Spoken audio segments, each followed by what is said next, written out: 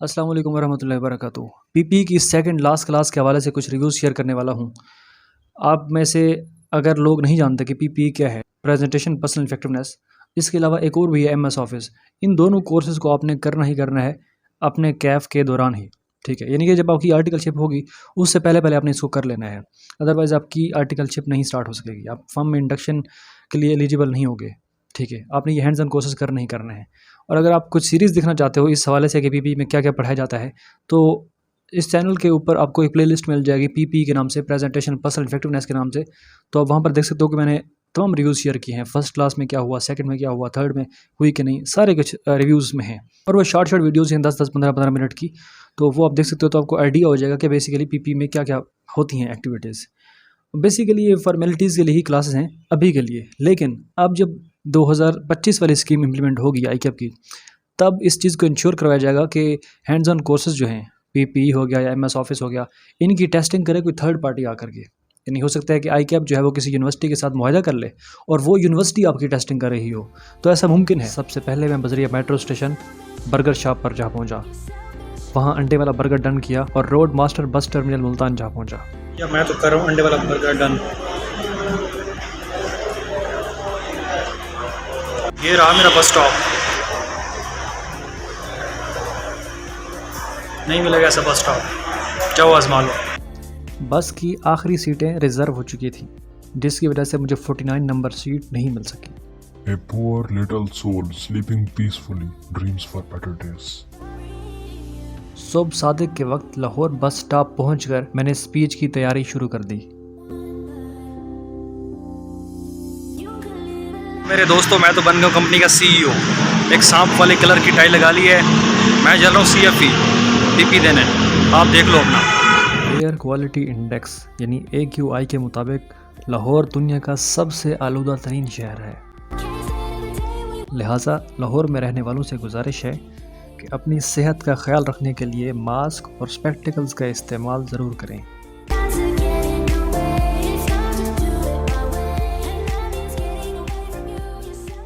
अगर क्लास के बारे से बात की जाए कि क्लास में क्या क्या एक्टिविटीज़ हुई, तो आप इस लिस्ट को देख सकते हो। इनमें से कोई सी भी आपने 2 टॉपिक सेलेक्ट करने हैं और उन पे स्पीचेस देनी हैं। तो अभी के लिए मैंने एक स्पीच ही रिकॉर्ड करवाई है। आपके सामने कैमरा होता है और वो रिकॉर्डिंग होती है बाकायदा उसकी।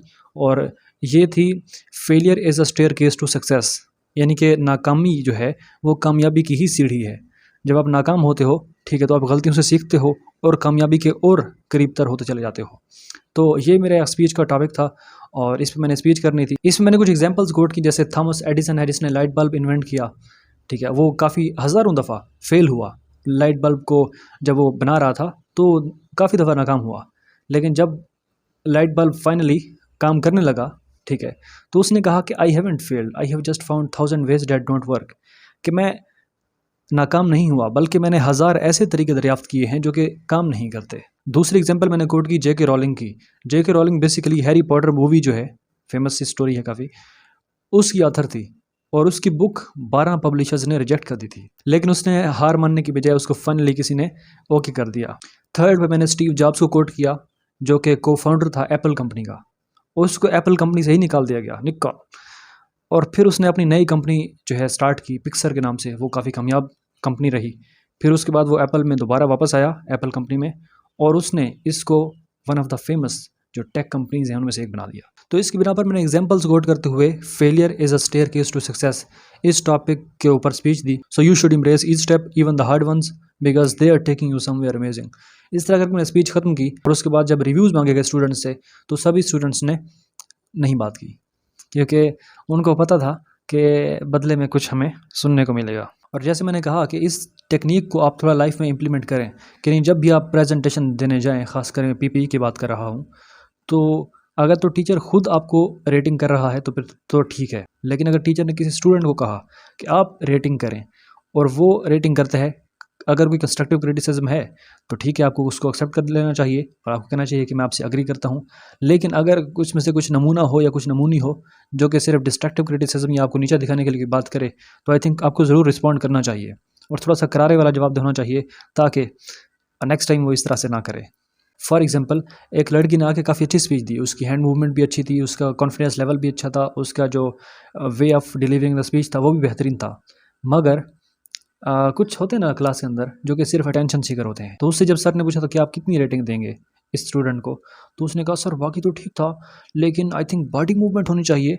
तो उस खातून ने कहा कि आपके और मेरे में डिफरेंस है बिकॉज जेंडर वाइज भी, तो मैं आपकी तरह यूं यूं हाथ नहीं कर सकती। और दूसरी बात कि मैं कोई इमरान खान या शहबाज शरीफ नहीं हूं कि मैं बहुत बड़े बड़े हाथ करके और बॉडी मूवमेंट आपको दिखाऊं। आपकी बॉडी मूवमेंट जो है वो आपकी बातों का साथ दे।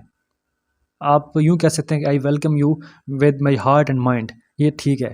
Regardless of this I welcome you the heart and mind, तो ये आई थिंक गलत है। हमें इस चीज़ को दिमाग में रखना है कि आपने स्टूडेंट को जवाब देना है, ठीक है। खैर अब ये सेकंड लास्ट क्लास है पीपी की, हालांकि 6th क्लास होनी चाहिए थी लेकिन ये अब 7th क्लास है। क्यों? ये जो पीटीआई का प्रोटेस्ट हुआ था, ठीक है, उस पीटीआई प्रोटेस्ट के अगेंस्ट भी हमें क्रेडिट दे दिया गया, यानी उसमें भी हमें प्रेजेंट कंसिडर कर दिया गया। यही रीज़न थी जिसकी वजह से मैं आपको कह रहा था कि आप हैंड्स ऑन कोर्सेज कर लें, क्योंकि इतनी ज़्यादा कोई स्क्रूटनिटी नहीं होगी और इतना ज़्यादा कोई टेस्टिंग नहीं होगी, फेयर टेस्टिंग नहीं होगी, आपको ज़्यादा खपना नहीं पड़ेगा, आप अपने कैफ सब्जेक्ट्स पे इजीली फोकस कर सकते हो। तो ये चूँकि फॉर्मेलिटीज़ के लिए होती हैं, ठीक है, इसका फ़ायदा हो सकता है कि आपको रियल वर्ल्ड में जब आप सीनियर से बात करो या अपने क्लाइंट के साथ बात करो, ठीक है, तब आपको इसका फ़ायदा होगा, मगर इतना नहीं कि आपको कोई थर्ड पार्टी आकर टेस्ट करे। आई थिंक थोड़ा सा डिफिकल्ट ज़रूर हो जाएगा। और आई कैप स्कीम 2025 की जहाँ तक बात है, कुछ लोग इसमें भी कंफ्यूज्ड हैं कि वो कब इम्प्लीमेंट होगी।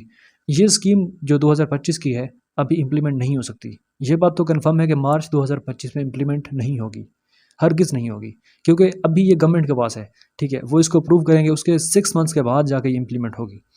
और कुछ चांसेस हैं कि ये सितंबर 2025 से इम्प्लीमेंट होना स्टार्ट हो जाए, मगर ये भी हो सकता है कि अगर गवर्नमेंट इसको थोड़ा लेट अप्रूव करे, ठीक है, और आई कैप इसको 6 महीने बाद जाके इम्प्लीमेंट करेगी, तो डेफिनेटली ये फिर मार्च 2026 में जा करके ये इम्प्लीमेंट होगी। खैर इस वाले से अभी हम कुछ नहीं कह सकते। जो अभी हमारे साथ करीब तरीन एक अटैम्प्ट है जो कि मार्च 2025 की है, वो मेरे ख्याल में हमारा ज़्यादा कंसर्न होना चाहिए। उस अटैम्प्ट के लिए हमारे पेपर्स की क्या स्ट्रैटेजी होनी चाहिए, वो हमारा कंसर्न होना चाहिए, ना कि हम सितंबर 2025 या फिर मार्च 2026 के हवाले से सोचें, ठीक है। और जब वो आएगा टाइम तो देख लेंगे, लेकिन ज़्यादा चांसेस यही हैं कि मार्च 2026 में इम्प्लीमेंट होगी, लेकिन स्टिल कुछ चांसेस ये भी हैं कि सितंबर 2025 में भी इम्प्लीमेंट हो सकती है।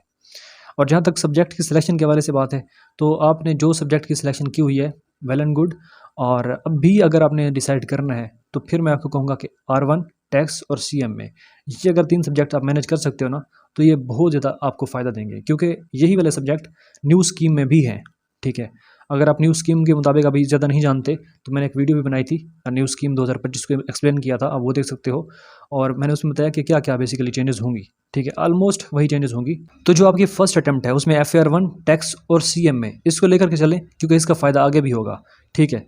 और अगर आप में से किसी ने FAR1 टैक्स और बीला भी उठाया हुआ है तो कोई मसला नहीं है, यानी कि आपको पता है कि बीला और सीला मर्ज हो रहा है। अगर बीला और सीला मर्ज होकर एक नया सब्जेक्ट बनेंगे, तो अगर आपका बीला इस पुरानी स्कीम में के मुताबिक पास होगा, तो नई स्कीम में जो नया सब्जेक्ट कंबाइंड होगा उसका आपको सिर्फ 50% पेपर जो है अटैम्प्ट करना पड़ेगा, यानी कि 100 नंबर का पेपर नहीं आपको अटैम्प्ट करना पड़ेगा, सिर्फ 50 नंबर का।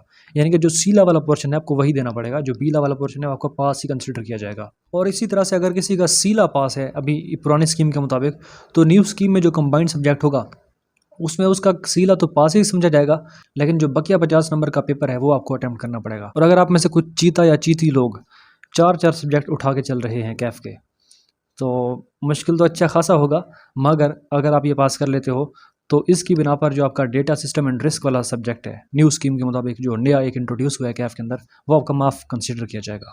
यानी इस पुरानी स्कीम के मुताबिक अगर आप 4 सब्जेक्ट जो हैं ग्रुप A के पास करते हो कैफ के, तो जो नई स्कीम आएगी उसमें आपका जो नया सब्जेक्ट होगा डेटा सिस्टम एंड रिस्क का, वो आपका एग्जाम्प्ट होगा, माफ़ कंसिडर किया जाएगा, पास कंसिडर किया जाएगा। खैर यहाँ पर मैं एक सिंसियर सजेशन देना चाहूँगा।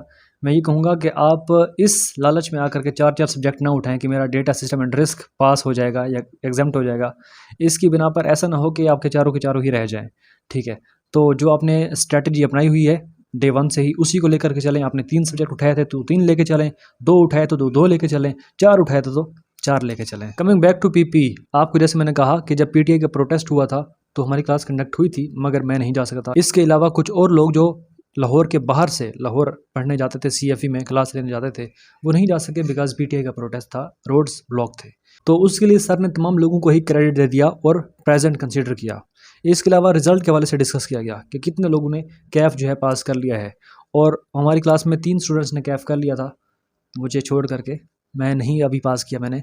इंशाल्लाह बहुत जल्द। अभी कुछ पेपर्स रहते हैं कैफ़ के, अब में से बहुत से लोग क्यूरियस होते हैं। आई थिंक अभी डिस्क्लोज़ करना कोई इतना ज़्यादा मुनासिब नहीं है। मैं कैफ़ कंप्लीट कर लूँगा, उसके बाद एक CA इंटर के नाम से जब जर्नी होगी वो शेयर करूँगा, और तो तब मैं ज़्यादा कंफर्टेबल फील कर सकूँगा। तो जब मेरी कैफ़ जर्नी कंप्लीट हो जाएगी तब मैं आपको बताऊँगा कि मेरी फ़लाँ अटैम्प्ट में कितने पेपर पास हुए, फ़लाँ अटैम्प्ट में मुझे कितने मार्क्स मिले, वगैरह वगैरह। वो तमाम जर्नी मैं आपसे शेयर करूँगा जब मेरा कैफ़ जो है पूरा कंप्लीट हो जाएगा। तो तब आपको बताने में मैं ज़्यादा कंफर्टेबल फील करूँगा। By the way I believe कि इंशाल्लाह जो ICAP स्कीम 2025 है उसके इम्प्लीमेंट होने से पहले तक कैफ़ मेरा हो जाएगा, और बाकी जो खुदा को ठीक लगे वही होगा। तो चूँकि हमें उस क्लास में भी प्रेजेंट कंसिडर किया गया, तो यू कैन से कि मेरी 7 क्लासेस हो चुकी हैं। अब सिर्फ एक क्लास रहती है नेक्स्ट संडे को, और उसमें असाइनमेंट क्या है? असाइनमेंट ये है कि एक तो स्पीच देनी है और 2 प्रेजेंटेशन देनी है, यानी पावर पॉइंट पे। तो नेक्स्ट संडे की असाइनमेंट ये है, एक तो मैंने एक और स्पीच रिकॉर्ड करवानी है और 2 प्रेजेंटेशन वो देनी है पावर पॉइंट पे, ठीक है। वो काफ़ी इजी होती है, डेफिनेटली स्लाइड्स वगैरह चल रही होती हैं तो आप उसको देख करके बोल सकते हो, उसमें कोई बड़ी बात नहीं है। लेकिन स्पीच को याद करना और वहाँ पे जाके डिलीवर करना ये थोड़ा सा मुश्किल ज़रूर है, मगर बिल्कुल ये इम्पॉसिबल नहीं है। और क्लास के अंदर जो 3 स्टूडेंट्स ने कैफ़ पास किया हुआ था, उनसे सर ने कहा कि आप हमें कुछ ट्रीट दें स्टूडेंट्स को, यानी कि अगर 7-7, 8-8 हज़ार रुपये दे दें तो जो आखिरी क्लास होगी, ठीक है, CFE के मुताबिक वो 9वीं क्लास होगी, मेरे मुताबिक वो कोई क्लास नहीं होगी क्योंकि मैं वहाँ नहीं जाऊँगा। डेफिनेटली अगर मैं 1500 रुपये बस फेयर लगा दूँ इस वजह से कि मैं वहाँ जाके ट्रीट खा सकूँ, ठीक है, और फिर 1500 लगा के वापस घर आऊँ, तो मेरे ख्याल में 3000 तो मेरी कॉस्ट है, जबकि खाने को मुझे मिलेगा शायद 300-400 रुपये की चीज़। तो उस आखिरी क्लास की पार्टी को अवेल करने के लिए 3000 रुपये मेरी कॉस्ट आएगी, और इनकम कह सकते हैं कि 300-400 रुपये की आए, तो मेरे ख्याल से ये एक घाटे का बिज़नेस है। तो उससे बेहतर है कि मैं अपने ही शहर से कुछ खा लूँ और उससे ज़्यादा बेहतर खा सकूँ। इसलिए मैं 9वीं क्लास में तो नहीं जाऊँगा, बिकॉज़ 8 क्लासेस भी मैंडेटरी होती हैं और 7 क्लासेस ऑलरेडी हो चुकी हैं। बाकी सिर्फ एक क्लास रहती है जिसमें कि मैंने स्पीच भी रिकॉर्ड करवानी है, 2 प्रेजेंटेशन भी देनी है, वो भी रिकॉर्ड होंगी। तो उसके बाद हमें PP का सर्टिफिकेट मिल जाएगा। और लास्ट क्लास में क्या होता है उसके रिव्यूज़ मैं आपसे ज़रूर शेयर करूँगा। और जो 9वीं क्लास होगी उसमें definitely I am not going to avail the party, because cost काफ़ी ज़्यादा लग रही है, जबकि इनकम जो है वो बहुत थोड़ी आ रही है। टेक केयर, अल्लाह हाफ़िज़।